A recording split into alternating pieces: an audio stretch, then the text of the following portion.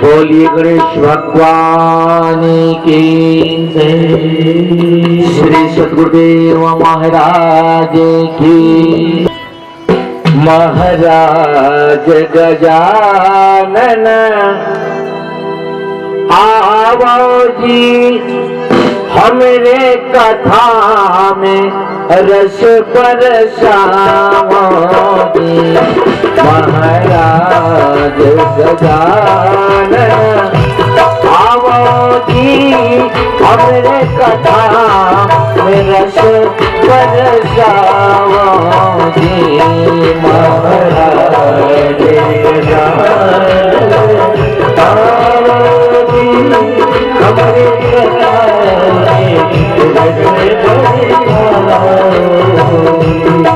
महाराज गजानन आवो जी, हमरे कथा में रस बरसाओ जी।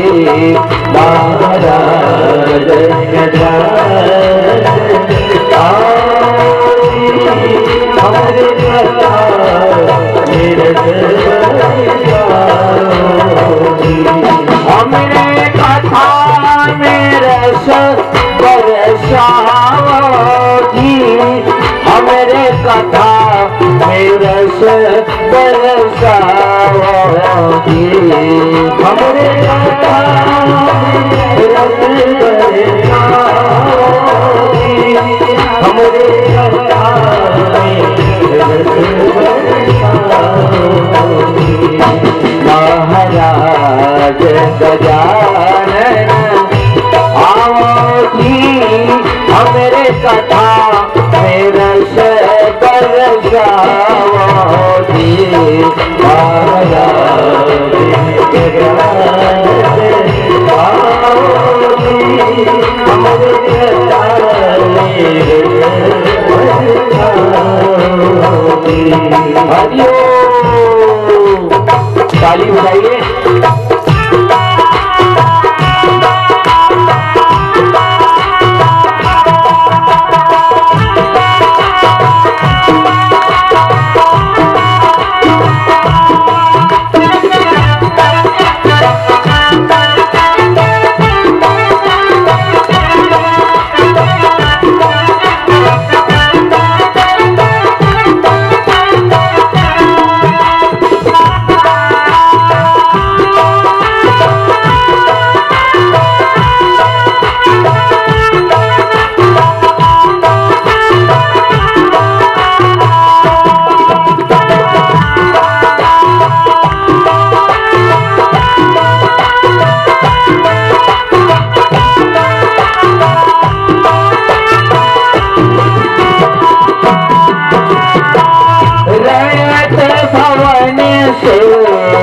आओ जी गजानन रैत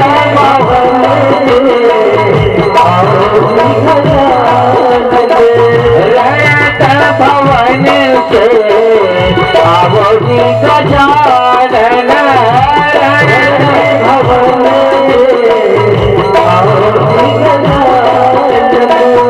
रीति से संग लाओ जी। संग लाओ जी। महाराज गजानन आवो जी, हमरे कथा में रस बरसाओ जी। महाराज गजानन आवो जी, हमरे कथा में रस बरसाओ जी।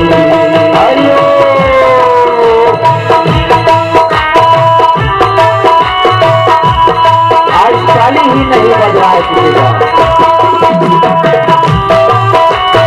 चालू हो जाएगी।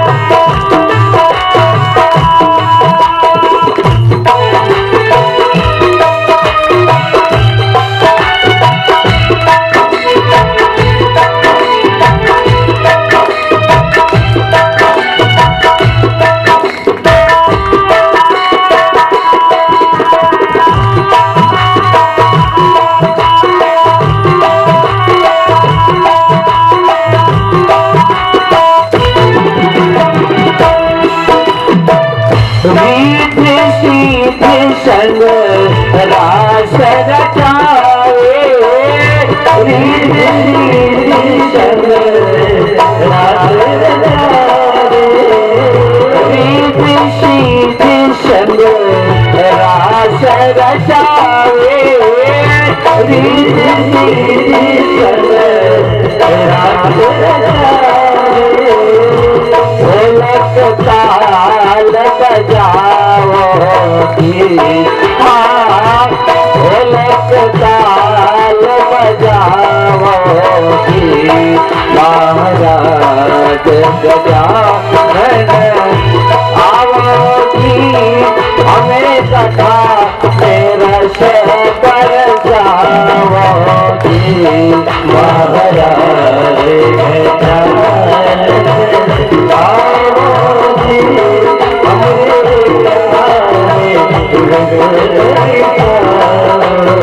राधे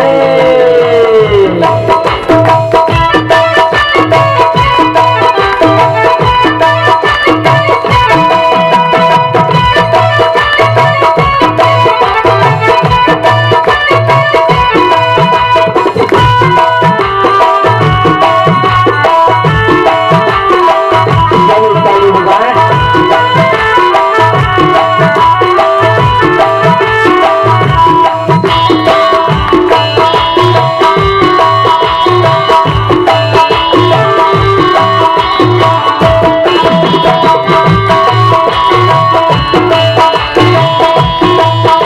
आओगी,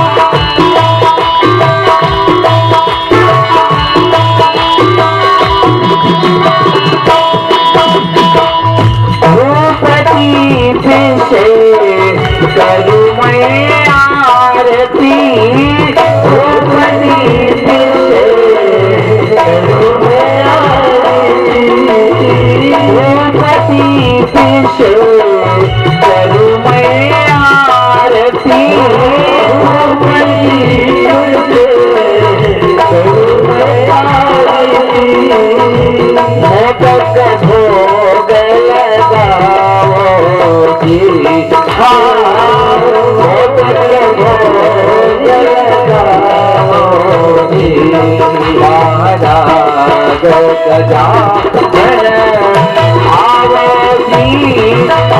कथा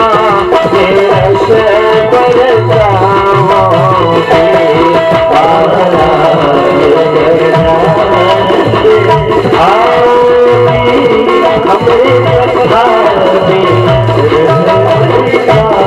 बरसाओगी महाराज गजानन आओगी, हमारे कथा में रस बरसाओगी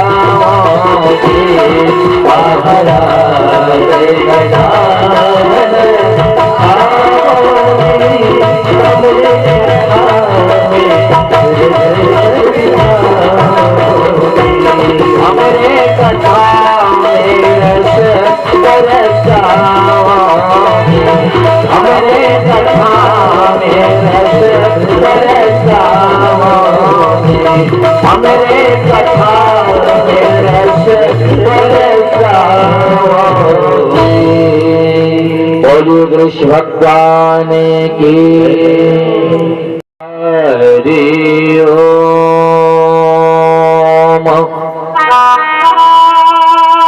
हरि ओम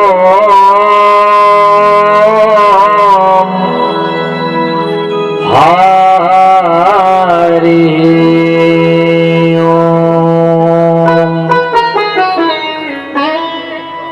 ध्यान मूलम गुरुमूर्ति, पूजा मूलम गुरु पादुका, मंत्र मूलम गुरुरवाक्यम, मोक्ष मूलम गुरु कृपा। गुरुर्ब्रह्मा गुरुर्विष्णु गुरुर्देव महेश्वरा, गुरुर्साक्षात् परम ब्रह्म, तस्मै श्री गुरुवे नमः। सच्चिदानंद रूपाय यशपत्यादि हेतवे तापत्रय विनाशाय श्री कृष्णाय वयं नमः। वं यं ब्रह्म वरुणेन्द्र रुद्रमरुतस्तवन्ते दिव्यैस्तवे देवैषां पदक्रमोपनिषत् दरिगायन्ति सामगाः ध्यानावस्थिता तद्गतेन मनसा पश्यन्ते यमयोगिनो यस्मान्तं न विदुषुरासुरगणा देवाय तस्मै नमः। सुंदर गोपालम उर्वनिमालम नयन विशालम दुःखहरम वृंदावन चंद्रमानंदम परमानंदम धरणीधरम वल्लभ घनश्यामम पूर्णमकामम आद्यविरामम प्रीतिकरम भज नंद कुमारम सर्वसुखसारम तत्त्वविचारम ब्रह्मपरम सुंदरवारिजवदनम निर्जितमदनम आनंद सदनम मुकुटधरम कुंजाकृतहारम विपिन विहारम परिमोदारम चिरहरम शोभित मुखधूलम यमुनाकुलम निपटयतूलम सुखदतरम मुखमंडितरेणो चारितधेनु वादित वेणु मधुर सुरम पल्लवपटपीतम कृतोपवीतम कर्णवनीतम विबुधवरम भज नंद कुमारम सर्वसुखसारम तत्त्वविचारम ब्रह्मपरम आदो देवकी देवम गर्भजननम गोपी गृहे वर्धनम माया पुतना जीवतापहरणम गोवर्धनो धारणम 68 तीर्थ गुरु चरणन में पर भी होत अखंड सहजो ऐसा धाम नहीं सकल यंड ब्रह्मंड।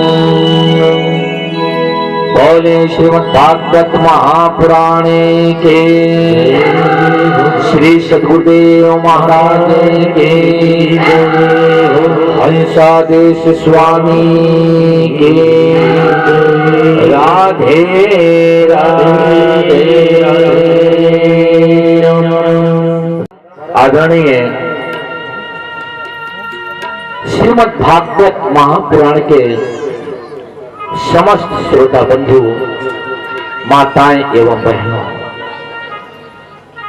आज का जो समय है अंतिम समय का प्रसंग आप लोगों की भी, क्योंकि कथा ये बड़ा ही कठिन है और भगवान कन्हैया इतने सरल हैं, ऐसा प्रतीत होता है कि दोनों हाथों में जो है कन्हैया हमको बुला रहे हैं।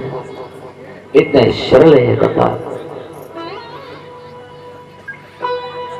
ये तो मनुष्य के कई जन्म जन्मांतरों का जब भाग्य खुलता है, लाठी भाग्य का जब फाटक खुलता है, माता पिता का सुंदर आशीर्वाद, गुरुजनों का आशीर्वाद, पुरखा पंडितों का आशीर्वाद और सुंदर गुरु के समान मित्र का प्रभाव। ये चार क्षेत्र जब हमारे जिंदगी में, चारों क्षेत्र जब उनकी छत्र छाया हमारे जिंदगी में होता है, तभी अनुष्ठान करने का, सुनने का मौका मिलता है। तो साउंड उठाओ, थोड़ा सा लगाओ ताकत। साउंड मास्टर जी, श्री राधे, ठीक है, श्री राधे। तो यह धन्य आज भगवान की कृपा, जो बिलासपुर गांव में अनवरत रूप से यह नवधा भक्ति, पुराणों में सबसे बड़ी पुराण जिसको कहा गया है श्रीमद् भागवत महापुराण। बंधु, पुराण तो 18 पुराण है।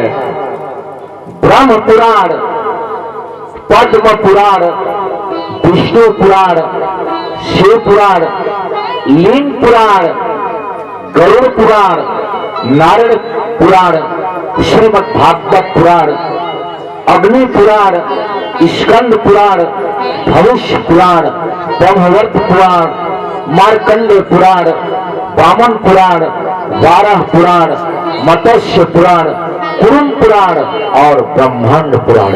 ये 18 पुराण है। परंतु 18 पुराणों में सर्वश्रेष्ठ श्रीमद् भागवत महापुराण, ये एक ऐसी पुराण है, ये ऐसी कथा है, ये ऐसी पुस्तक है जो जिंदगी मानव रूप को क्या, प्रेत योनि में भी जो जिंदगी जाके फंस गया है किसी कारण, बस अज्ञान के कारण प्रेत योनि। प्रेत लोगों से कितने लोगों को डर लगता है? हाथ खड़ा करो। भूत प्रेत से लगता है कि नहीं डर? कितने लोगों को लगता है? हाथ खड़ा करो। बहुत सुंदर। तो जो भूत प्रेत में जिंदगी जाकर अटक गया है, जिनका जीवन उस प्रेत योनि में भी जाकर जो फंस गया, बंधु, उसका उद्धार, कि मानव जीवन का तो उद्धार हो ही रहा है, परंतु जो अनर्थ क्षेत्र में जो जीवन जाके फंस गया है, यह भागवत कथा उसका भी उद्धार करती है। आज संत कवि कहते हैं कि जिनके घर में अकाल मृत्यु हो गया है, याद रखो, ध्यान से सुनना है कथा। अकाल मृत्यु किसको कहा गया है?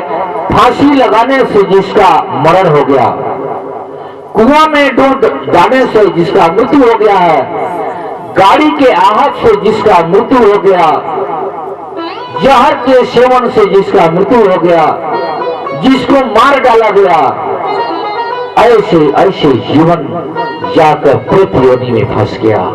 बंधु, आप लाख पिंड पर आओ गंगा जी में, 1000 पिंड 1000 दिन तक गंगा में जा जाकर पिंड पराओ, उसका उद्धार कभी नहीं होगा। ये भागवत पुस्तक का ये प्रमाण है। जब तक उस जिंदगी को आप श्रीमद् भागवत महापुराण का कथा जब तक नहीं सुनाएंगे, तब तक वो प्रेत योनि से उद्धार उसका जीवन कभी नहीं हो सकता। बताओ भागवत महापुराण का यह प्रमाण है। इसलिए जिसके घर में अकाल मृत्यु हो गया है, बंधु, आप यदि अपने घर में नहीं सुन सकते तो कहीं न कहीं उस मृतक फोटो पर आप ले जाइए और उस स्थान पर फोटो को रखकर 9 दिन तक सुंदर ब्राह्मणों के द्वारा पूजा होती है।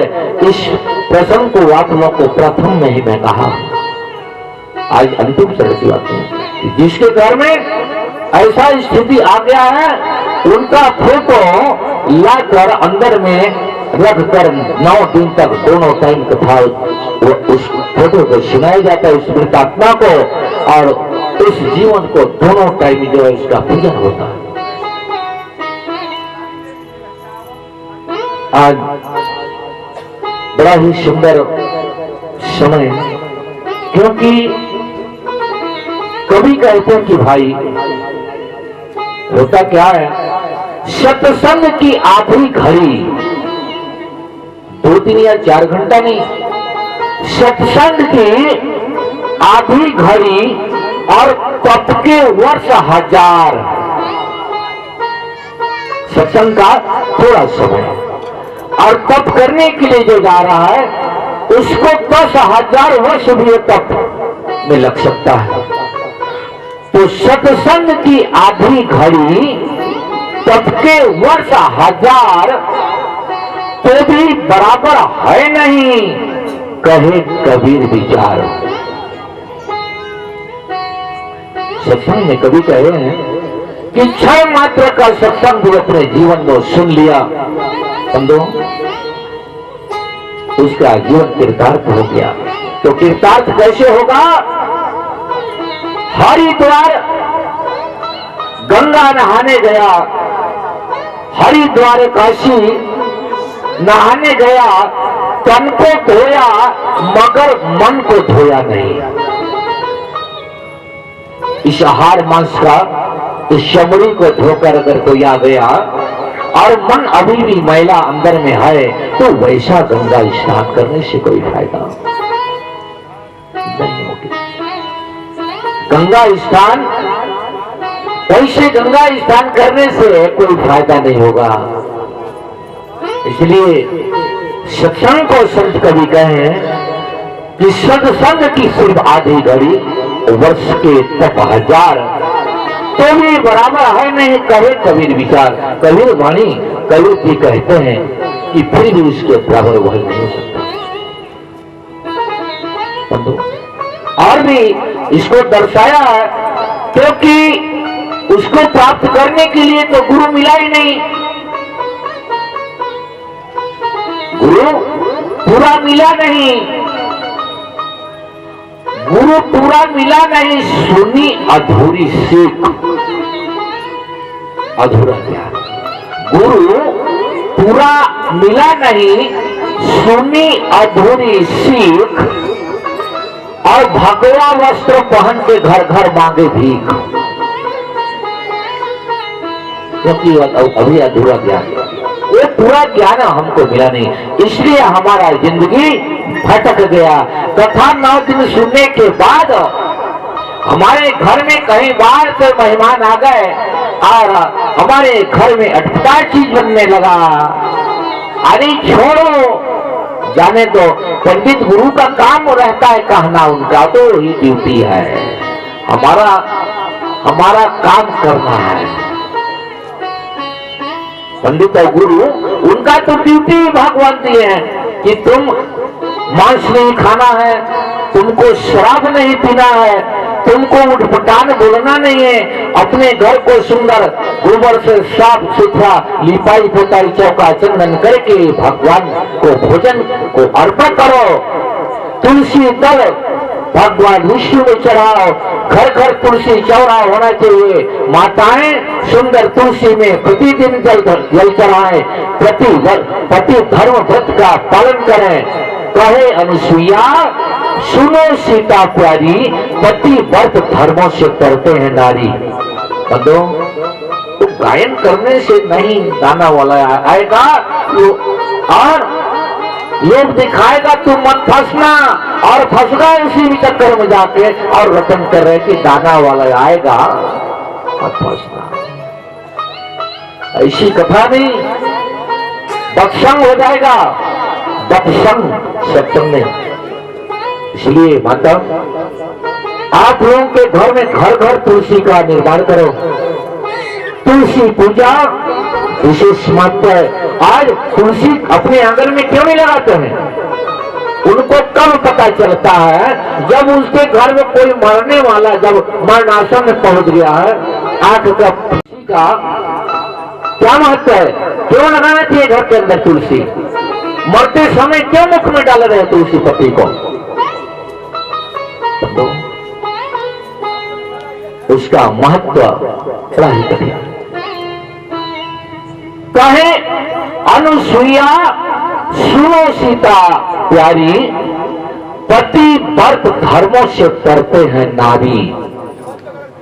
तो नारी, स्त्री और पत्नी में धरती आसमान का फर्क है। नारी कोई और है, स्त्री कोई और है, पत्नी कोई और है, क्योंकि मनुष्य का 3 विवाह होता है। कितने विवाह? 3 विवाह।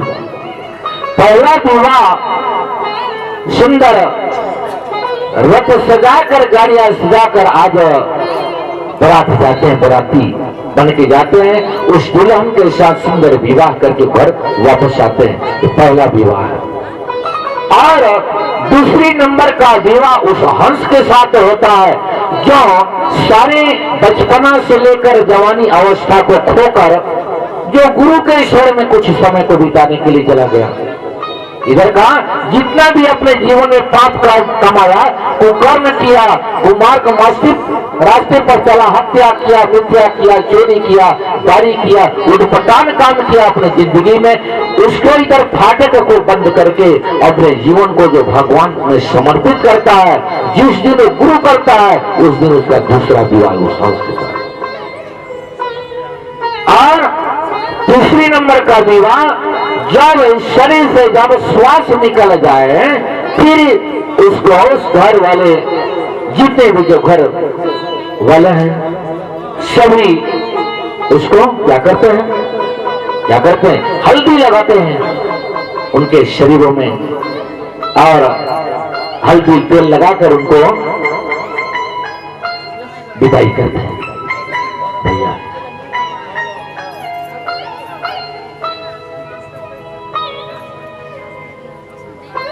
बड़ा ही सुंदर सौभाग्य का विषय। मैं परम सौभाग्य अपने आप को धन्य मानते हुए हमारे बीच में गहिरा गुरु सुपुत्र सामरबार आश्रम से आए हैं। सभी खड़े हो जाइए। की आधी घड़ी तप के वर्ष 1000, सत्संग की आधी घड़ी तब के वर्ष 1000, तो भी बराबर है नहीं कहे कबीर विचार। तो दासी कहते हैं कि भाई सत्संग 6 मात्र का वो जो सत्संग है वह धन्य है। माताओं, जो हमारे बीच में जो कथा चल रही है, हर घर में तुलसी झंडा का निर्माण करो, तुलसी मां का पूजन करो। आज क्योंकि महाभारत का जब युद्ध हो रहा था तो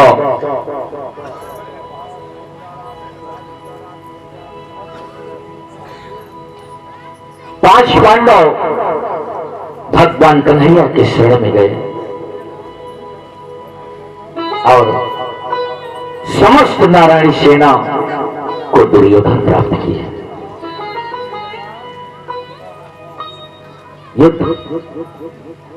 युद्ध जब प्रारंभ होता है,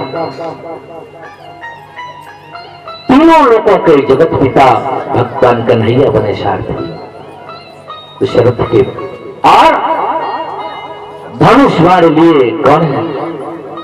खड़े हैं अर्जुन, और उनके झंडे में ऊपर शंकर शिवन केसरी नंदन, शंकर शिवन केसरी नंदन तेज प्रताप महाजगबंदन।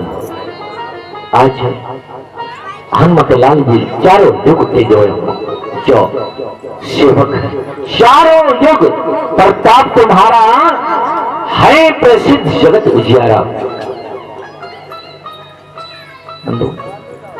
जिनका रक्षा करने के लिए जो सारथी बने, जिनके छत्र छाया में जो अर्जुन है, सोचो सोचो। सारा युद्ध समाप्त हुआ। सारा युद्ध जब समाप्त हो गया तब 100 के 100 पुत्र धृतराष्ट्र को मारे गए। तब अंतिम में युधिष्ठिर धर्मराज से वह धृतराष्ट्र कहने लगा कि हे भाई, आप तो ज्ञाता है, ज्ञानी है, सर्वज्ञ, जरा हमको बतलाइए तो कि इस युद्ध में कितने योद्धा थे, कितने लोगों का विनाश हो गया। तब धर्मराज युधिष्ठिर को ज्ञान कराते कि इस युद्ध में 1,66,00,000,000 1,66,20,000 वीर मारे गए। 1,66,20,000 वीर मारे गए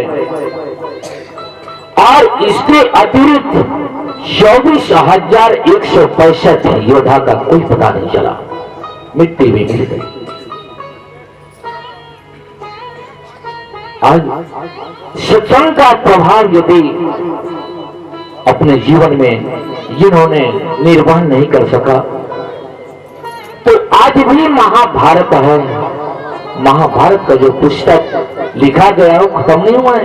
घर घर महाभारत है, भाई भाई में महाभारत है, पिता पुत्र में महाभारत है, सास बहू में महाभारत है। क्यों क्यों है? क्योंकि संस्कार नहीं, संस्कार नहीं उस घर में। और संस्कार विहीन घर दुख का घर है। और संस्कार मिलता कहां से? वो संस्कार माता के गर्भ में से ही प्रारंभ होता है। जिसके घर में माता और पिता का जैसा व्यवहार है, जैसा खान पान है, जैसा उनका बोली बर्ताव है, जैसा उनका रहन सहन है, हमारा वह बालक धीरे धीरे धीरे उस सभी आचरणों को पकड़ रहा है। और जिस दिन यह जीवन वृद्ध अवस्था में चला गया, उस दिन जब हमारा पुत्र अटपटा करने लगा, तो हम उस गांव के सरपंच को बुलाएंगे। सरपंच जी, हमारे पुत्र को आप इनको ज्ञान करा दीजिए। अरे उस गांव के सरपंच उस बालक को क्या ज्ञान कराएगा? उसका मूल गुरु आप हो। वो पहला गुरु आप हो, जो आपसे शिक्षा उसको उसकी जिंदगी में मिला है, उस पौधा को। इसलिए संस्कार होना अति आवश्यक है। माताएं सुन लीजिए, सभी ध्यान से। अंतिम कथा है आप लोग के बीच में। भोजन को खाना में नहीं परिवर्तित करना है। खाना खाना खाने चलो, खाना खाना कोई अलग चीज है। पागल खाना, जेल खाना, हवा खाना, मार खाना, जूता खाना, पैखाना, उसका नाम खाना। खाना उसका नाम। जो रसोई में जो बनता है उसका नाम है भोजन। सुंदर माताएं नहाना धोना करके, सुंदर नहाना धोना करके, गोबर से चूल्हा चौकिया को बढ़िया सी लिपाई पोताई करके अग्नि जब प्रकट करती हैं, जब उसमें भोजन बनाते हैं, भोजन बना जो कुछ लकड़ा भाजी आप बनाए, सुंदर आचमनी करके इस अग्नि देवता को समर्पित किए और प्रणाम किए, वो हो गया भोजन। और आप जब खाने वालों के सामने जब आप उस भोजन को परोसेंगे, तब पुनः श्री हरि पालनहार भगवान विष्णु का पुनः जो है वो ध्यान लगाकर आचमनी करके जब वहां भोग लगाएगा, तो वह बन गया प्रसाद। तो भोजन प्रसाद, तो भोजन प्रसाद कब बनेगा? जब स्वच्छ मन से माताएं सुंदर नहाना धोना करके स्वच्छ साफ मन से जब उस भोजन को बनाएंगे, तब वो भोजन बनेगा। इसलिए माता 9 दिनों तक, 8 दिनों तक तो हमने इस मंच के माध्यम से शिक्षा दी। मैं आशा करता हूं इस बिलासपुर गांव को कि आप सभी धन्यवाद के पात्र हैं। माता, आप अपने घर में चौरा, तुलसी और झंडा का निर्माण अवश्य कीजिए। अपने उस घर को मंदिर बनवाइए, मंदिर का निर्माण कीजिए। वो घर नहीं है, वो क्या है? आश्रम। क्या है? जैसे बोलिए, वो आश्रम है। वानप्रस्थ संन्यास ब्रह्मचर्य और गृहस्थ, ये आश्रम घर नहीं, घर तो हमारा नदी के तट में बनना है, नाला के किनारे बनेगा सदैव सदैव घर, सदैव सदैव के लिए वहां स्थापित कर देने का, वाले जाओ यही रहना, तुम्हारे यही घर है। तुम अज्ञान थे जो इस मिट्टी का परकोटे को बड़ा पहाड़ जैसे बना के उसको रख रहे थे, तोता जैसे मेरा घर है, मेरा घर है, मेरा घर है। जब श्वास निकल गई, कमर में पट्टी बांध के ले गए नाला के किनारे, उससे पूछा जाता कि घर कहां गया, तुम्हारा घर कहां है? इसलिए हमको सत्संग सुनना, संत शरण जाना अति आवश्यक है। सुंदर आप लोगों के बीच कथा आज सुदामा महाराज जी का सुंदर श्री कृष्ण सुदामा मिलन का कथा है।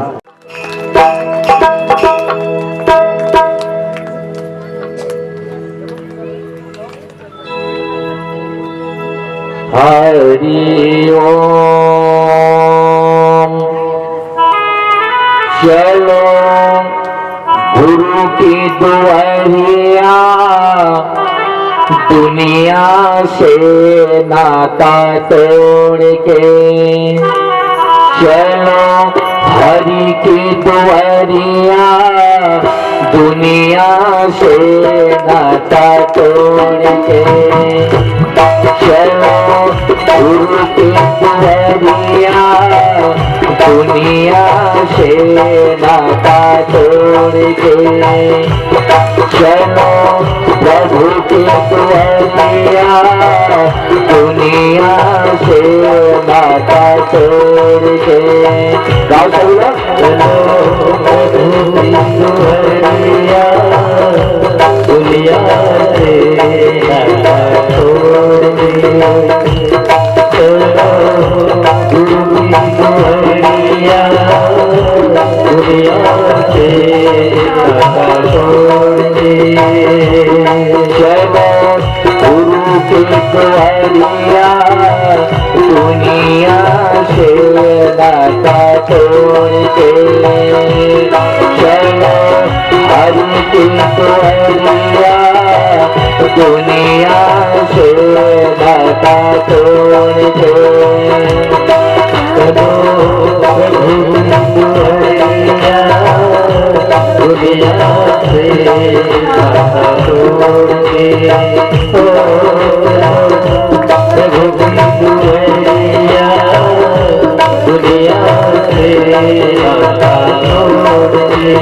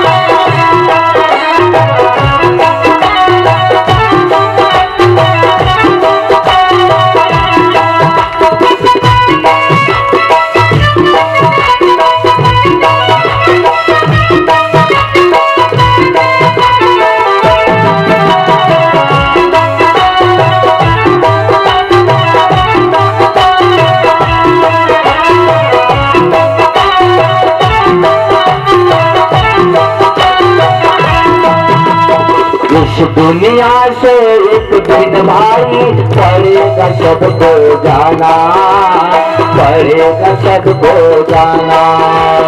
इस दुनिया से एक दिन भाई पड़ेगा सबको जाना, पड़ेगा सबको जाना। कौड़ी कौड़ी जमा किया सब छोड़ के माल खजाना, सब छोड़ के माल खजाना। कौड़ी कौड़ी जमा किया सब छोड़ के माल खजाना, सब छोड़ के माल खजाना। यहाँ कोई न रहेगा, माता पिता से नाता जोड़ के। यहाँ कोई न रहेगा, माता पिता से नाता जोड़ के कोई न रहेगा, माता पिता से नाता जोड़ के कोई न रहेगा, माता पिता से नाता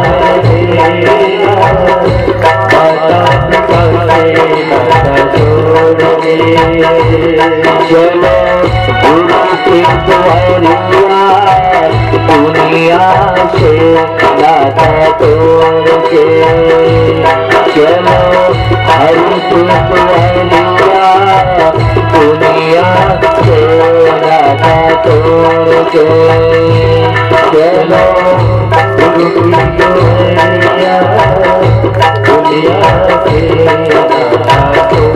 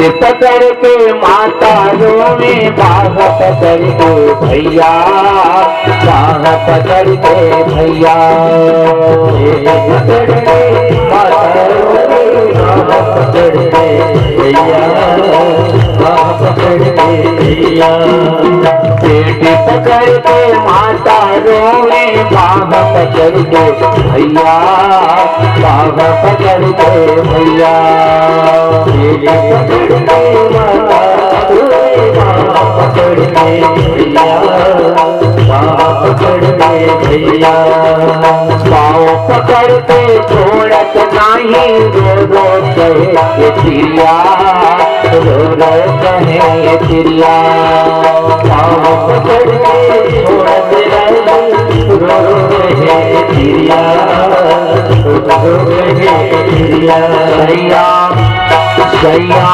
मत जाओ अकेले, लालच बरिया ओढ़ के, सैया मत जाओ अकेले, लालच बरिया ओढ़ के, सैया मत जाओ अकेले, लालच बरिया ओढ़ के, सैया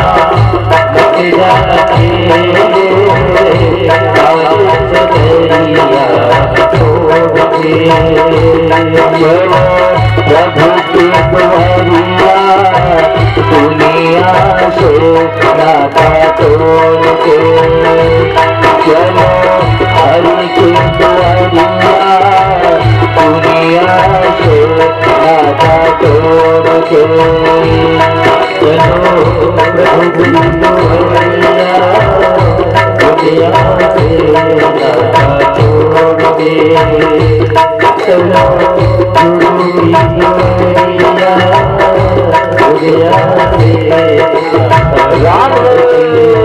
तोड़ के।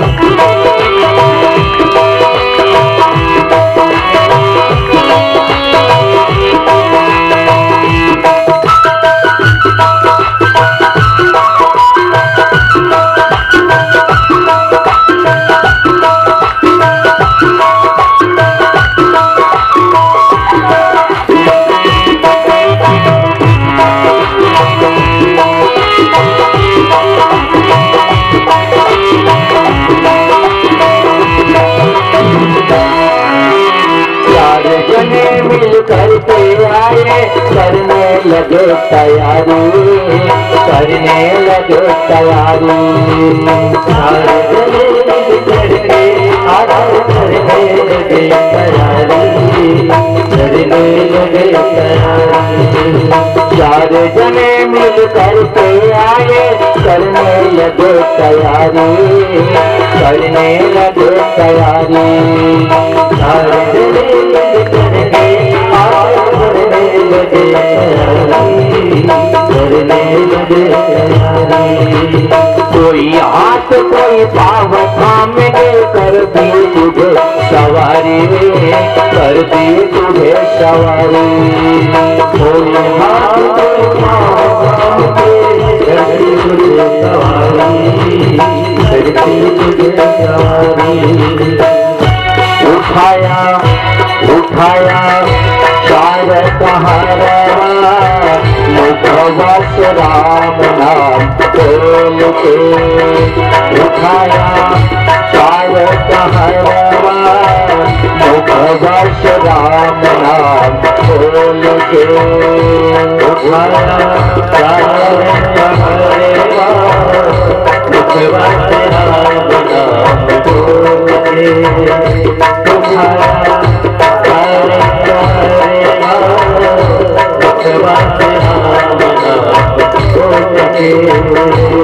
चलो गुरु की दुआरिया, दुनिया से नाता तोड़ के। चलो प्रभु की दुआरिया, दुनिया से नाता तोड़ के।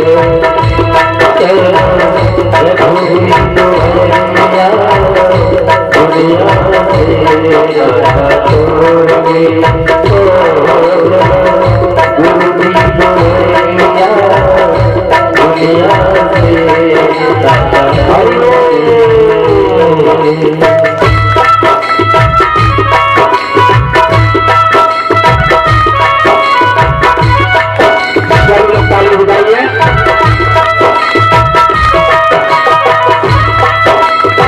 आज बहुत कम चालू बज रहा है, जोर से चालू हो जाए।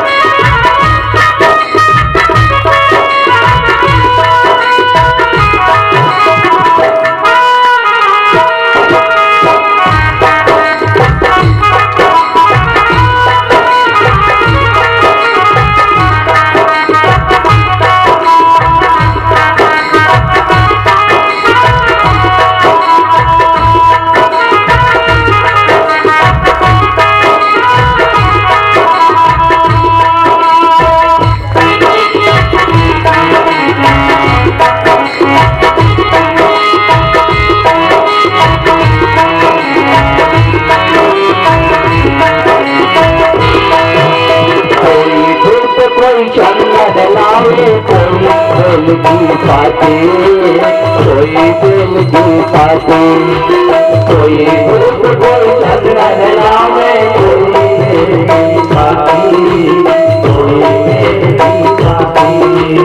जीते जी का स्वार्थ साथी, आगे नहीं संघाती, आगे नहीं संघाती। जीते जी का स्वार्थ साथी, आगे नहीं संघाती, आगे नहीं संघाती। सूता पर हमको सुनावे, ऊपर करुआ जोड़ के। सीता पर हमको सुनावे, ऊपर करुआ जोड़ के। सीता पर हमको सुनावे, ऊपर करुआ जोड़ के। सीता पर हमको सुनावे,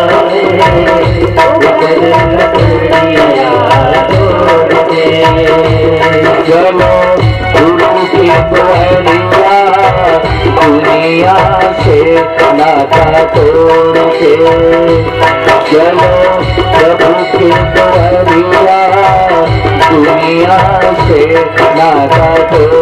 के चलो दुवरिया से नाता तोड़ के चलो दुवरिया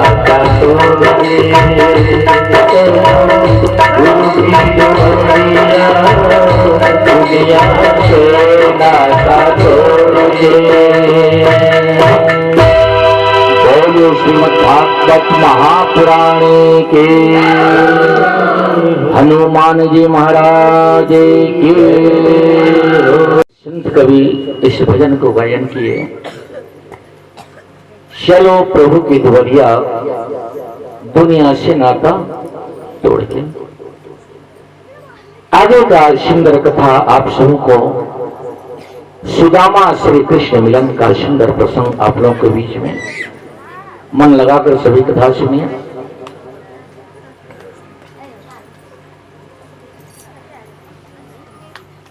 श्री सुखदेव जी वर्णन करते हैं,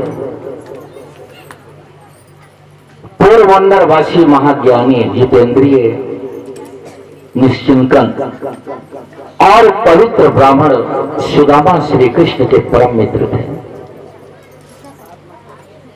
वह सारा दिन प्रभु की सेवा में बिताते थे और अयाचक व्रत का पालन करते थे। बंधु, ज्ञान का फल धन या प्रतिष्ठा से नहीं, ज्ञान का अर्थ परम पिता परमात्मा से स्नेह उनसे धागा जोड़ लेना। आज तीनों लोगों के जगत पिता अपने गुरु महाराज सांदीपनी मुनि के आश्रम में शिक्षा प्राप्त करने हेतु जाते हैं और सुंदर उनका दिनचर्या व्यतीत होने लगा। उस आश्रम में उनको शिक्षा गुरु के द्वारा सुंदर मिल रहा है, क्योंकि गुरु बिन भावनिधि तरह कोई मानस गंगा में आप लोग सभी अध्ययन अध्यापन करते हैं। गुरु बिन भावनिधि तरह न कोई। गुरु सर्वश्रेष्ठ है जीवन के लिए। गुरु के जब हम शरण जाएंगे तब हमको ज्ञान होगा और उस ज्ञान के माध्यम से हम प्रभु तक उनका अनुभव करेंगे। वो जगत पिता का तब हमको अनुभव होगा हमारी जिंदगी में। आज भगवान श्री कृष्ण, सुदामा, बलराम इत्यादि इत्यादि जितनी भी जो गुरु सखाए सभी सुंदर सांदीपनी मुनि के आश्रम में जाकर शिक्षा प्राप्त कर रहे हैं। उनका दिनचर्या सुंदर व्यतीत हो रहा है। एक दिन ऐसा घटना उनके सामने आता है। गुरु मां ने कृष्ण और सुदामा को कहे कि देखो पुत्र, आज भोजन बनाने के लिए लकड़ी इकट्ठा करनी है। आश्रम में लकड़ी नहीं है और तुम दोनों चले जाओ जंगल, लकड़ी इकट्ठा करके लाना है। आज तीनों लोगों के जगत पिता भगवान कन्हैया गुरु मां का वचन को शिरोधार्य करके सुदामा के साथ निकल पड़े। जाते जाते गुरु मां ने 3 मुट्ठी चने सुदामा के हाथ में दे दी, जाओ। और जब सुदामा महाराज जी चले गए और श्री कृष्ण दोनों जंगल चले गए लकड़ी लेने के लिए। आज भगवान एक भक्त का परीक्षा ले रहे हैं। जंगल जब चले गए, अलग अलग रास्ते में दोनों अलग अलग दिशा में लकड़ी ढूंढना है उनको आश्रम के लिए। अलग अलग दिशा में दोनों जब मित्र चले गए, खूब जोर से वर्षा होने लगी, आंधी तूफान, इतना वर्षा जिसका कोई सीमा नहीं।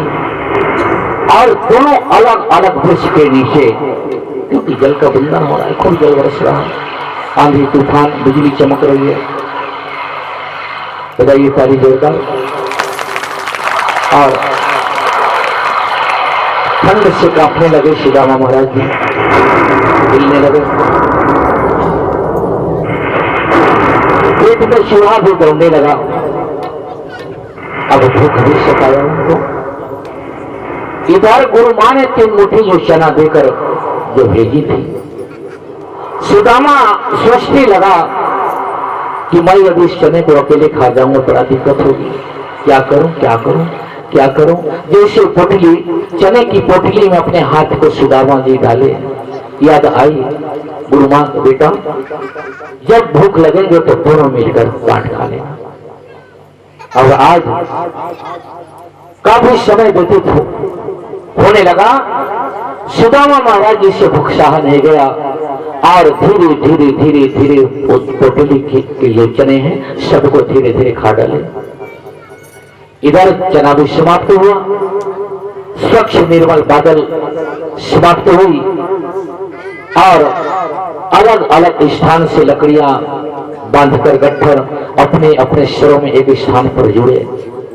भगवान कन्हैया इधर सुदामा महाराज जी तो कृष्ण कहते मित्र जी खूब जोरों से मुझे भूख लगा, कुछ खाने को हो तो।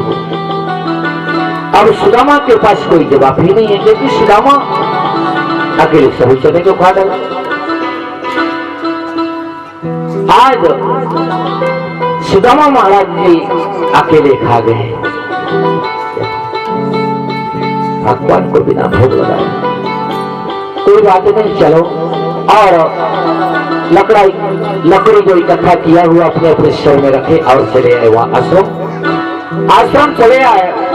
आते के साथ कन्हैया गुरु माँ से कहते हैं, गुरु माँ मुझे खूब जोरों से भूख लगा, कुछ हो आश्रम में तो मुझे खाने को दो। समाप्त हुआ है, बताइए कथा कहाँ खत्म हुई है? देखो मेरी माता, मन लगाकर कथा सुनने से हमको उससे शिक्षा मिलेगा। ज्ञान को जब हम स्वीकार करेंगे तब हमारे जीवन में वह उसका प्रभाव आएगा। मन को इधर उधर विचलित करने में हमारा भी ध्यान यहाँ खंडित होता है।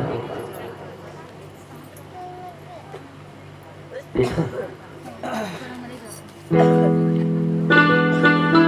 बोलिए वृंदावन बिहारी लाल की, संत समाज की जय हो। गुरु माँ ने सुदामा को कहे, कन्हैया को कह रहे गुरु माता ने, पुत्र मैं तो 3 मुट्ठी चने सुदामा के हाथ में दी थी, तुमको नहीं मिला क्या? इतने में सुदामा सामने आ गया। सुदामा जी कहने लगे कि माता जंगल जैसे हम पहुंचे, घमासान जल का वर्षा होने लगा, आंधी तूफान बिजली इत्यादि इतना जोरों से वर्षा हुई कि हम दोनों मित्र अलग अलग स्थान में चले गए। भूख हमसे सहा नहीं गया, इसलिए मैं चने को अकेले, सब चने को अकेले खा गया। गुरु माँ का हृदय को दुख लगा।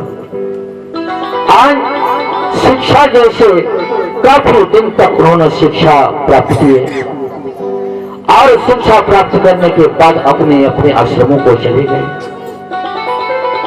जाने से पहले आश्रम जाने का जैसे उनको तैयारी हुआ तो यहाँ कृष्ण और बलराम दोनों गुरु महाराज जी के जाके चरण को पकड़ लिए।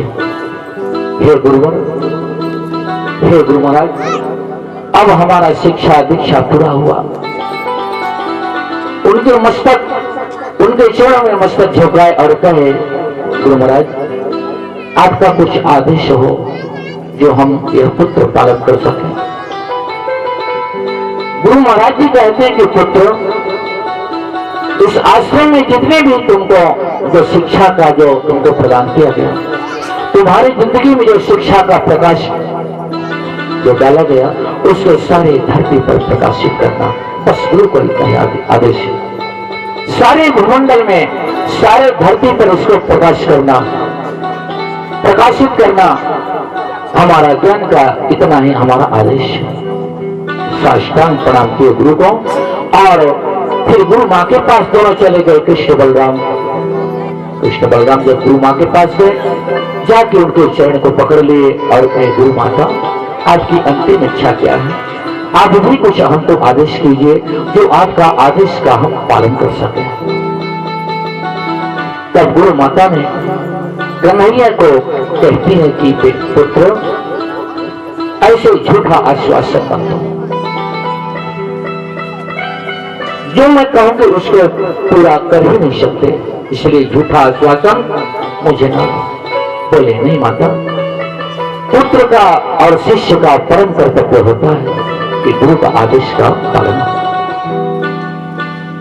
बोले सुनो, जब तुम कह ही रहे हो तो हमारा एक पुत्र था, उस पुत्र का नाम था पुनर्दत्त। प्रभास क्षेत्र में तुम्हारे गुरु के साथ हम सभी परिवार से नहाने गए थे और हमारा वह पुत्र पुनर्दत्त जल के झोंका में आ गया, उनका पैर फिसल गया और जाके उस नदी पर डूब गया। हमारा बेटा मर गया, उसी की चिंता में आज इतने दिनों तक हमारा जीवन चल रहा है। क्या उस बेटी को, मेरी जो पुनर्गत बेटा है, उसको वापस ला सकते हो?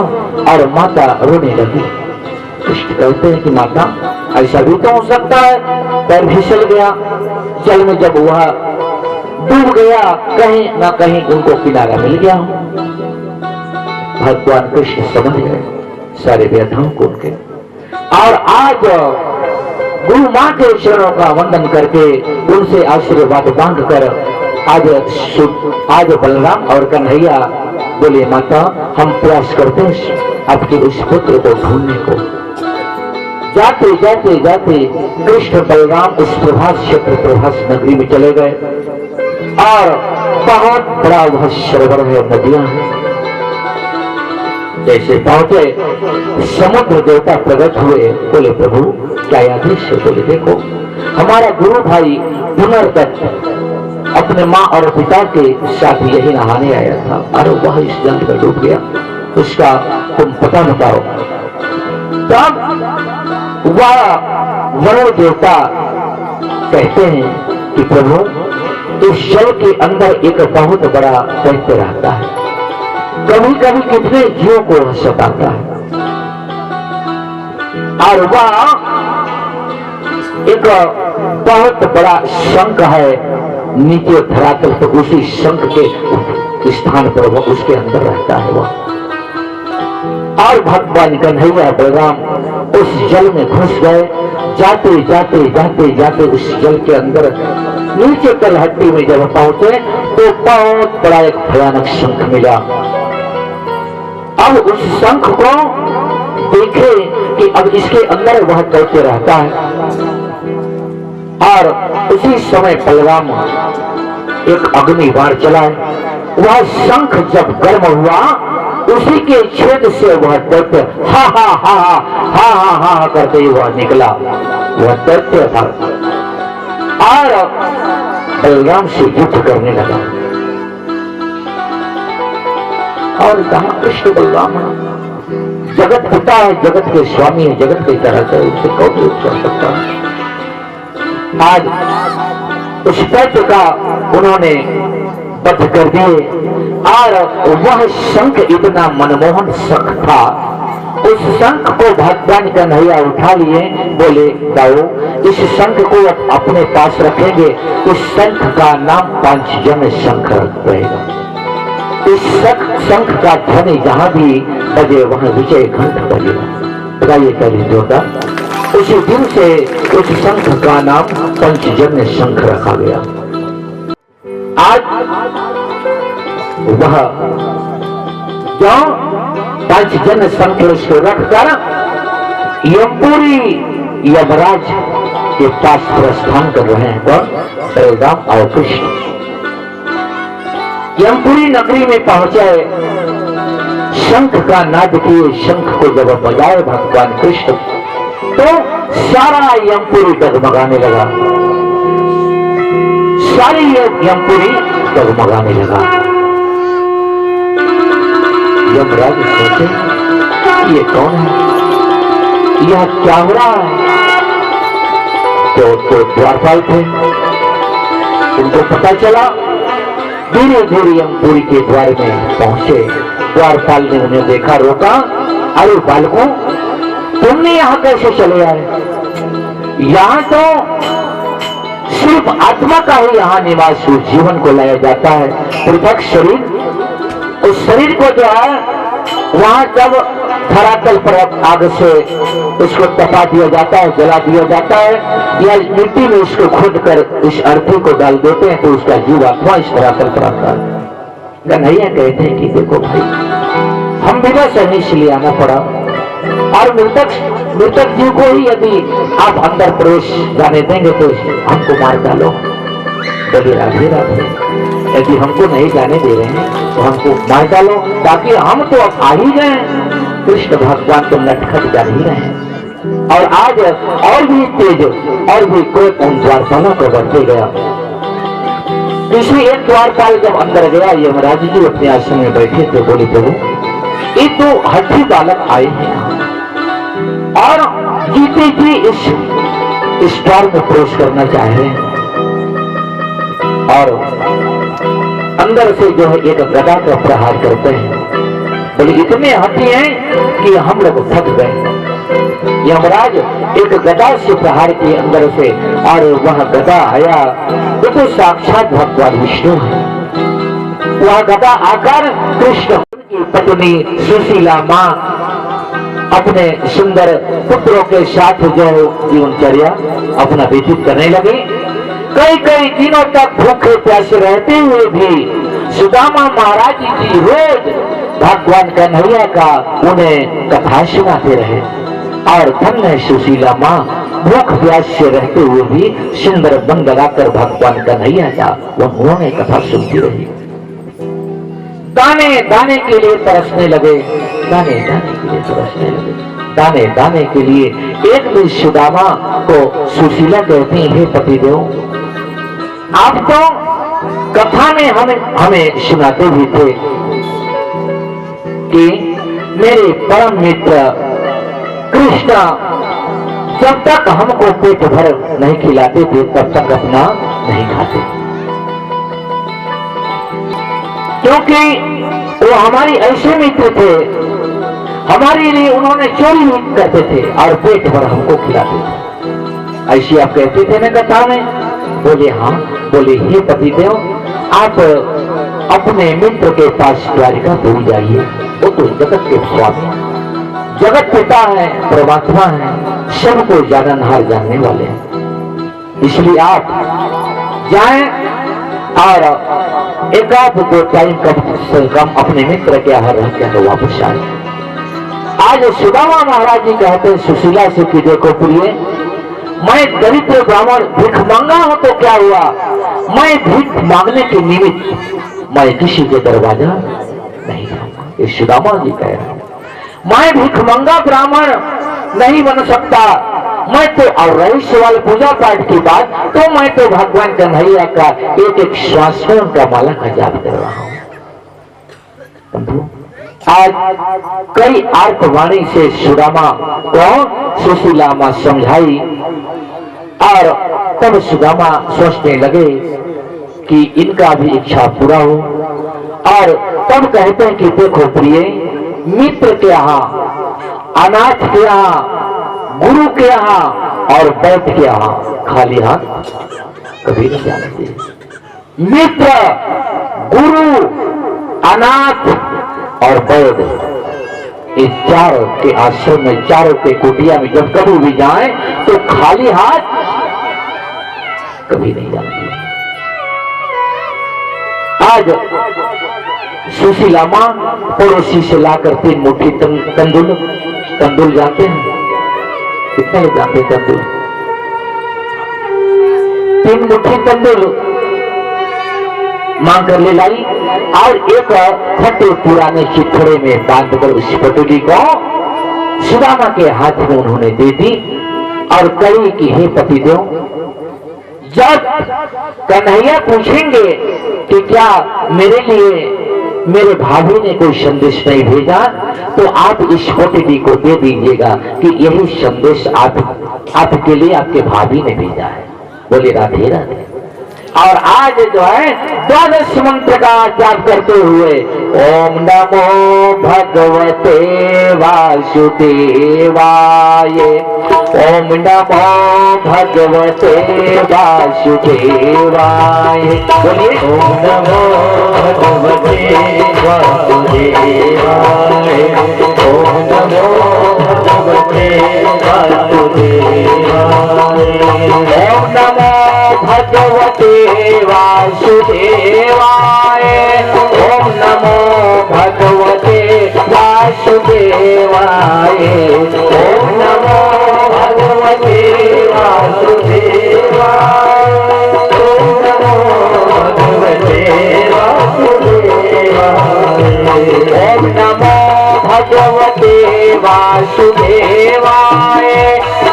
नमो भगवते वासुदेवाय, ओम नमो भगवते वासुदेवाय, ओम नमो भगवते वासुदेवाय, ओम नमो भगवते वासुदेवाय, ओम नमो भगवते वासुदेवाय, ओम नमो भगवते वासुदेवाय, ओम नमो भगवते वासुदेवाय,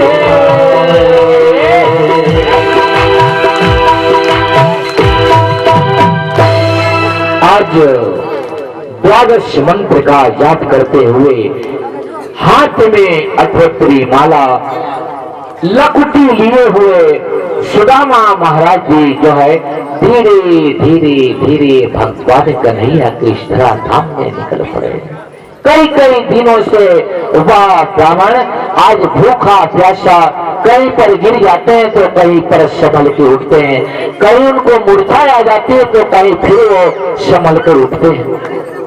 ऐसे ऐसे स्थिति में आज सुदामा महाराज जी जो है चल रहे हैं और जब इधर इस द्वारिका धाम में रुक्मणी के साथ भगवान कन्हैया सुंदर उस आसन में विराजमान है। हीरा जी जहाँ भी होंगे आप मंच के आज जल्दी आइए। कृष्ण भगवान नेत्र बंद करके मुस्कुरा रहे हैं। कृष्ण भगवान नेत्र बंद करके मुस्कुरा रहे हैं। रुक्मणी कहते हैं प्रभु आज तो आपने बड़ी प्रसन्नचित मन से मुस्कुरा रहे हैं, यह मुस्कुराने का क्या कारण है? बोले देखो प्रिय, कन्हैया का ध्यान लगा के सुनने से बुलाओ। देखो प्रिय, आज मेरा बहुत दिनों के बाद कोई भक्त मुझे याद करके इस धरा धाम में आ रहा है, इसलिए आज मुझे खूब प्रसन्नता हो रही है।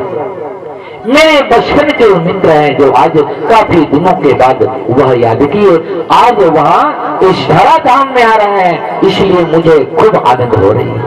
और आज सुदामा महाराज धीरे धीरे धीरे धीरे चल रहे, कभी गिर जाते हैं, कभी खड़े हो रहे हैं, कभी मूर्छाएं आ जाती है और वह दिया हुआ 3 मुट्ठी तंदुल का पोटली अपने काख में दबाए आ रहे हैं।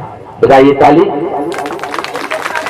और तब जो है द्वारिका नगरी, हीरा जी जहाँ भी होंगे जल्दी आइए मंच के सामने। द्वारिका नगरी में आने में काफी दिनों तक उनको समय लगता, इसलिए भगवान कन्हैया एक विमान का उन्होंने आदेश दिया, विमान को उल्लेख भागवत में। और वह विमान ऐसे अदृश्य होकर जाकर सुदामा महाराज जी को सिर्फ उस द्वारिकापुरी के अंतिम छोर तक लाके छोड़ दिया। और इस नगरी में जैसे सुदामा महाराज जी प्रवेश किए, सुदामा महाराज जी कहते भाई यही है द्वारिकापुरी? बोले हाँ यही तो है द्वारिकापुरी। बोले कहाँ से आए हो, कहाँ जाना है? बोले आपके द्वारिकाधीश कन्हैया मेरे बचपन के मित्र हैं, मैं उन्हीं के पास मिलने जा रहा हूँ। और सभी ठट्ठा उड़ाकर उन्हें हंसने लगे। अरे ये कहाँ है भिखमंगा ब्राह्मण, इनका कोई खाने का ठिकाना न पहनने का ठिकाना, इनका शरीर देखो कितना दुबला पतला, कितना इनके मैले वस्त्र, फटा पुराना वस्त्र, और हमारे कहाँ द्वारिकाधीश, एक कैसे इनका मित्र हो सकते हैं? सभी उनका मजाक उड़ा रहे हैं, हंसी उड़ा रहे हैं। आगे जब बढ़े सुदामा वही बात करे, क्या भाई यही द्वारिकापुरी? बोले हाँ यही है।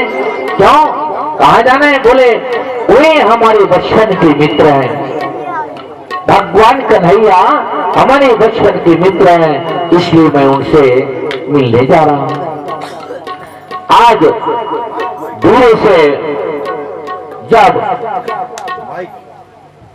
धीरे से वो उस द्वारिकापुर के उस नगरी में पहुंचे, जहां द्वारिका भगवान कन्हैया का जहां आश्रम है, वहां दो द्वारपाल खड़े थे।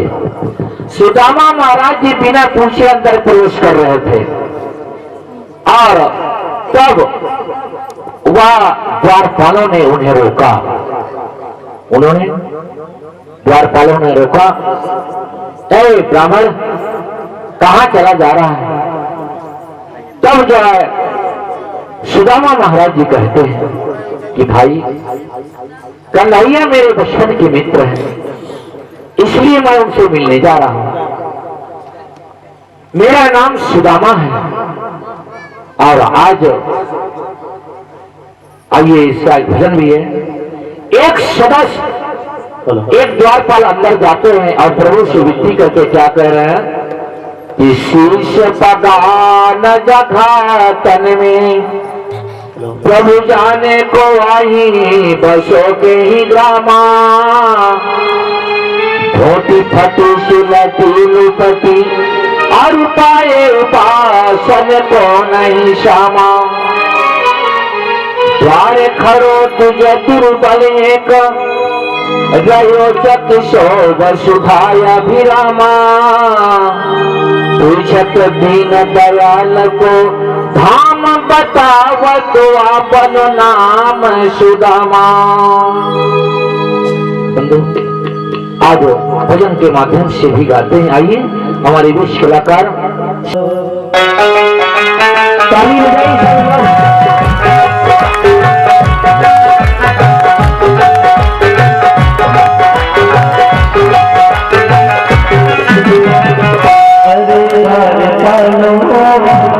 कन्हैया से कह दो हरे घर फलो, कन्हैया से कह दो करते सुदामा।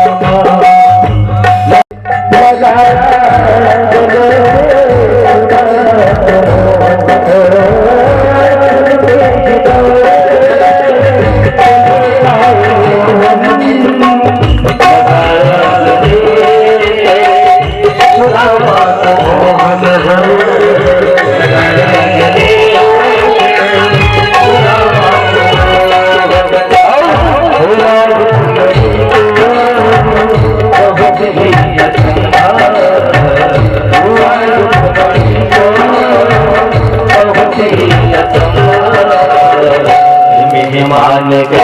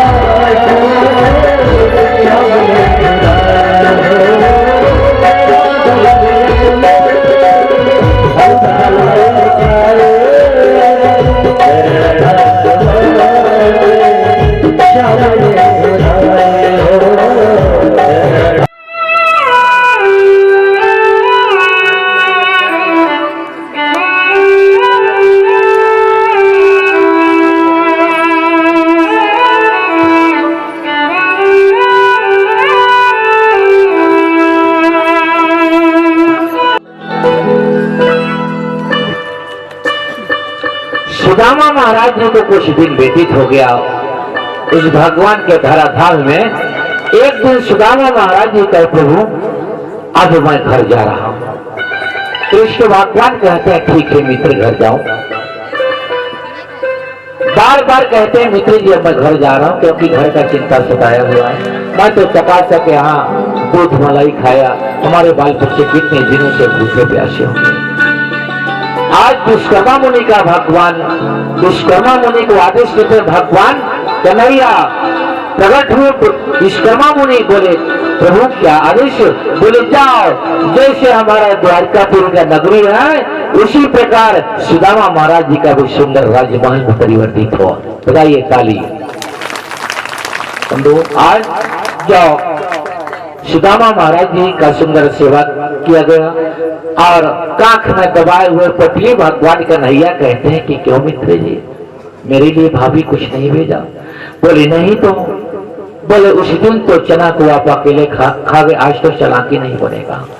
और उनके काख से पुटली को लूट लिए और सभी रानियों को सुंदर एक मुट्ठी उस चावल को भगवान कन्हैया अपने मुख में डाले तो सारी स्वर्ग को दे दिए। दूसरी मुट्ठी जब डाले भगवान तो सारे धरातल को दे दिए। तीसरी मुट्ठी जब चावल को डालने वाले ही थे अपने मुख में कि रुक्मणी माता उनके हाथ को पकड़ लिए और कई पतिदेव कम से कम वैकुंठ लोक को आप हमारे रहने का कम से कम आप बचा लीजिए। इतना अति प्रेम। तो मित्र का जो प्रेम है अनंत अनादि है। सुदामा श्री कृष्ण का जो प्रेम है उस प्रेम का रहस्य किसी भी गीता सार या कहीं भी वर्णन नहीं है, क्योंकि करोड़ों करोड़ शेषनाग अपने हजारों हजारों मुखों से वर्णित करते करते थक जाए थे विवाह सुनाई है।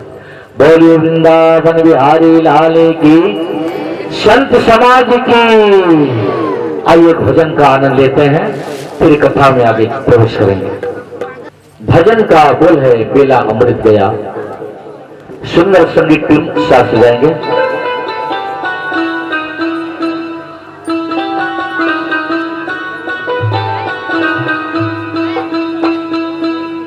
बेला अमृत गया आलसी सो रहा बनिया भागा साथ सारे जगे तो न जागा। भजन का सुंदर बोल सभी लोग आप लोग आएंगे। संगीत टोली साथ सजाए।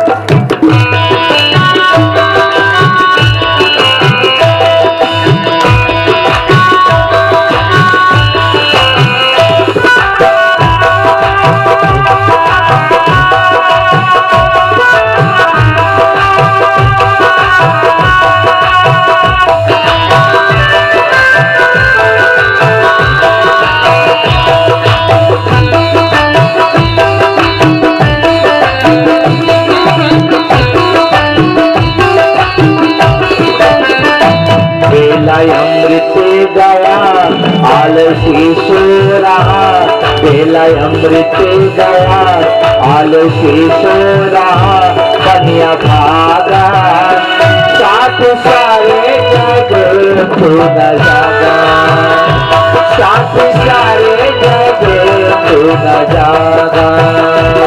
बेला अमृत गया आलसी सो रहा, बेला अमृत गया आलसी सो रहा कन्या भागा, साथ सारे जगे तू न जागा, साथ सारे जगे तू न जागा।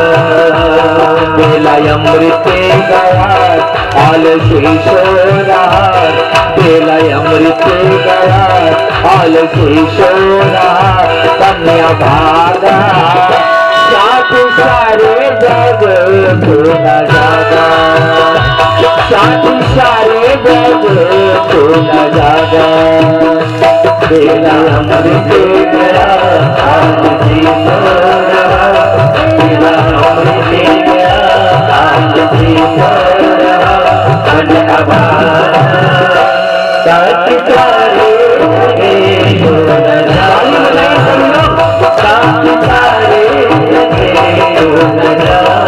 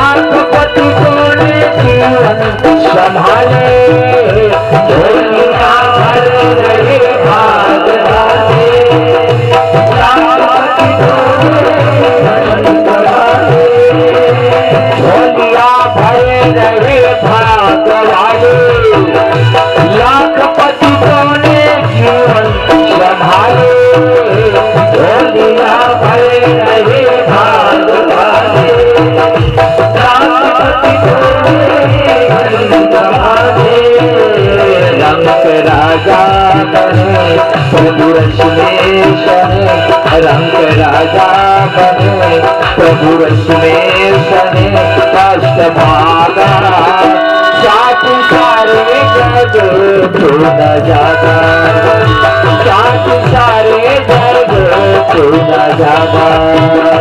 रंग राजा बने प्रभु रश्मेश रंग राजा बने, प्रभु रश्मेश साथ सारे जग तू न जागा, साथ सारे जग तू न जागा।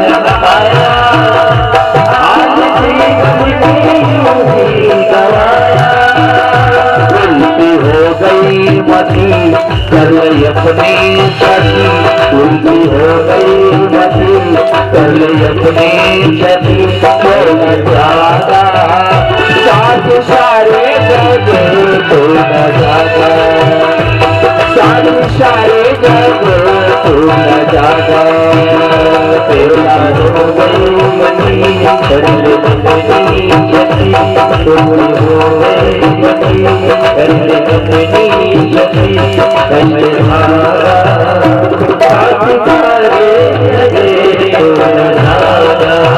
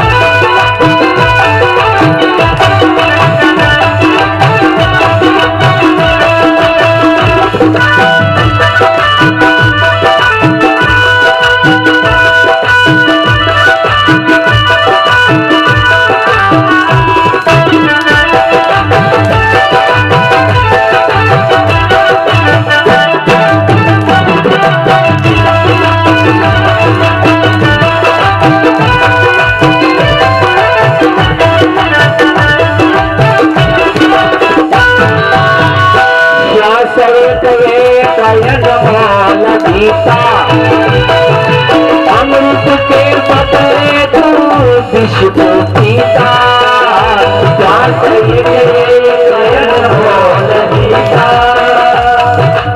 अमृत के बदले विश्व पीता,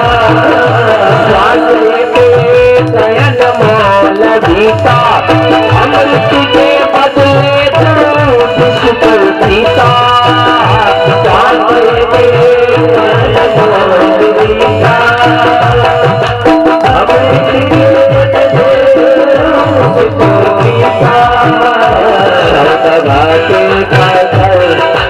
माथे पे धर सौदा घाटे का कर, हाथ माथे पे धर रोने लागा, साथ सारे जग तो नजारा, साथ सारे जग तो नजारा, साथ सारे जग तो नजारा, साथ सारे जग तो नजारा, साथ सारे जग तो नजारा।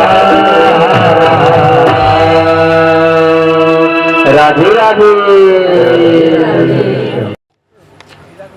बहुत ही सुंदर आप सभी मन लगा कर कथा सुन रहे हैं।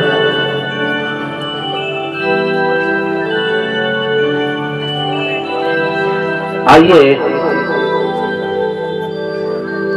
आप लोगों के बीच में अंतिम कथा 15 मिनट का मन लगा कर कथा सुनो।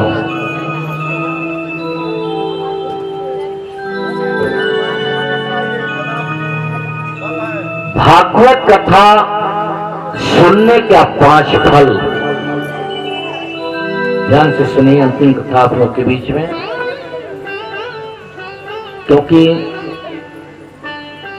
सत्संग जब तक हम ध्यान लगाएंगे नहीं, उसमें धागा नहीं जोड़ेंगे, तब तक मूल सार एक ही चीज है, सावधान सुन धर्म मन माही। आप लोगों को कथा सुनाई चुका हूं, सारे संसार के प्रपंच छूटेगा नहीं, वो बैठा हुआ सबके सिर में छोड़ेगा नहीं, छोड़ेगा नहीं, क्योंकि उसका नियम है, वो छोड़ेगा नहीं, किसी को नहीं छोड़ेगा। इसलिए अंतिम क्षण का आप लोगों के बीच में सुंदर मन लगाकर 5 फल की कथा ध्यान से सुनिए। रामचरितमानस में 4 फल का कथा है। अर्थ, धर्म, काम और मोक्ष, ये 4 फल। ठीक है, अर्थ, धर्म, काम और मोक्ष, ये 4 फल है रामायण का। और भागवत कथा का सुनने से 5 फल है। वो कौन कौन से फल है, आकर मन लगाकर सुने सभी लोग। पहला फल का नाम है निर्भयता, निर्भय हो जाना। जिस चीज का मनुष्य को अति डर है वह है मृत्यु। जिस चीज का, चाहे सियाने हो, चाहे जवान हो, चाहे बच्चा हो, चाहे बूढ़ा हो, जिस चीज का हमारी जिंदगी में भय रहता है वह है, उसका नाम है मृत्यु। तो मृत्यु की जो घन चक्कर है, इस कथा को मन लगाकर जो प्राणी सुना वो जन्म और मृत्यु का चक्कर को कभी नहीं भय करता, क्योंकि ये निर्भय दिलाने वाली कथा है। यह भागवत कथा पंचम वेद निराला, उसको भली भांति ज्ञान हो जाता है कि एक दिन यह जिंदगी, यह जीवन एक दिन मरेगा, तो उसको टालने के लिए नहीं, उसको संवारने के लिए भक्ति किया जाता है। बोलिए राधे राधे। मृत्यु किसी का आज तक नहीं टला, मृत्यु को सुधार किया जाता है।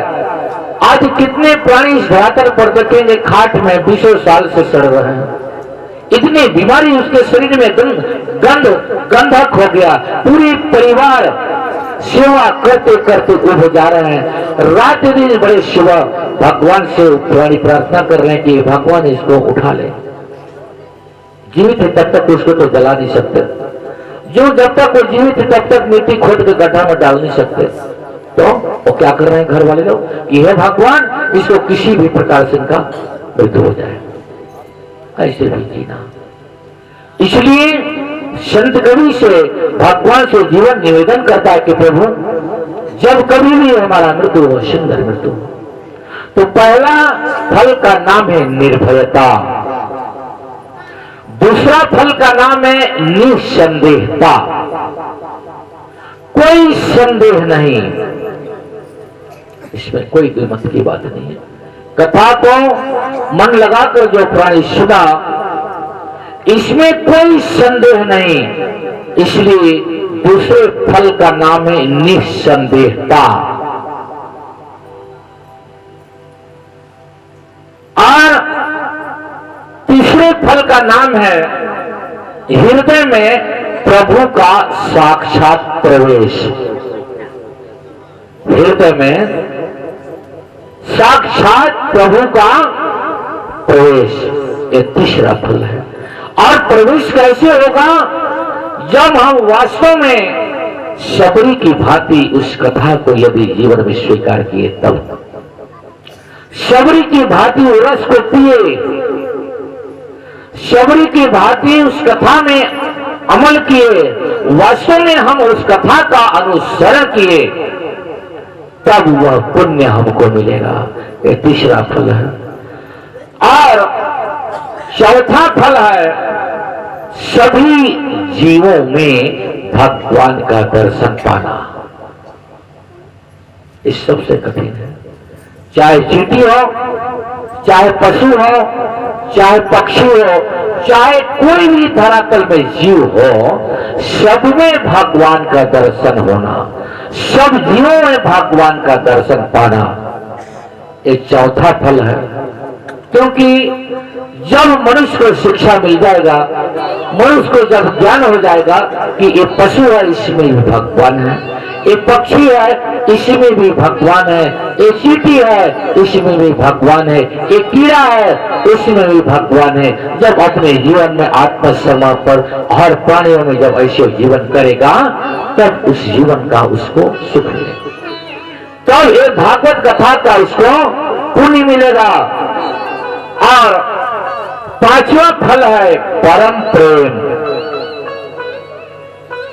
परम प्रेम, प्रेम प्रेम सब कोई कहे, प्रेम न जाने को, अष्ट पहर बहता रहे प्रेम जानिए सो। प्रेम का प्रवाह को आठवें पहर इस जीवन में गुजरने दीजिए।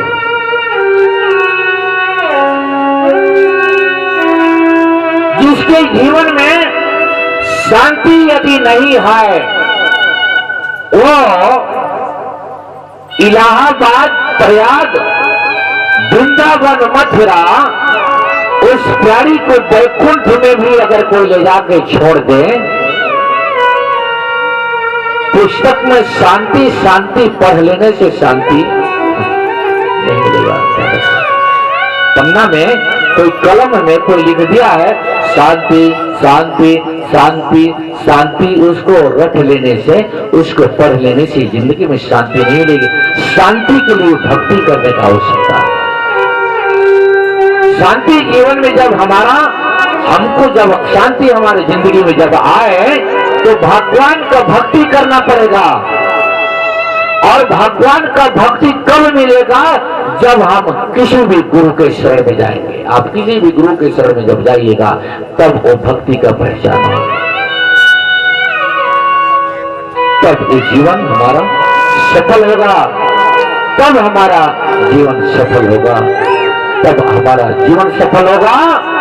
और इस प्रसंग को बंधु सदैव सदैव अपनी आत्मा में बसा कर रखो। ये 9 दिन की कथा क्या, यदि जिसका चित्तवृत्ति शांति नहीं है, जिसका जीवन भगवान के प्रति धागा नहीं लगा हुआ है, जिनको भगवान का से कोई प्रेम नहीं है, जिनको तीर्थ जाने का उनके जीवन में नहीं है, उनको एक कथा क्या, आप करोड़ों करोड़ों अयोध्या के सब संत को विलास पर उठा के हर गांव हर 6 महीना में भागवत सुनिए, कोई फल नहीं मिलेगा। याद रखना, मन जिनका शांत नहीं है, स्वभाव जिनका शांत नहीं है, उस भगवान को डरता नहीं है, भक्ति करता नहीं है, गुरु तक को कभी देखा नहीं अपनी जिंदगी में, ऐसे प्राणी को अयोध्या, वृंदावन, मथुरा के संत को बुला कर हर 6 महीना में बिलासपुर में भागवत करवाइए, इसका कोई फल नहीं मिलेगा। ये तालियां बोलिए राधे राधे। लाख करे तो पूजा, लाख करे तो पूजा, और तीर्थ करो 1000, मन में दया धर्म में तो सब कुछ बेकार, मिट्टी भी गया। लाख करो पूजा, तीर्थ करो 1000, और मन में दया नहीं तो सब कुछ है बेकार। बोली वृंदावती हरि।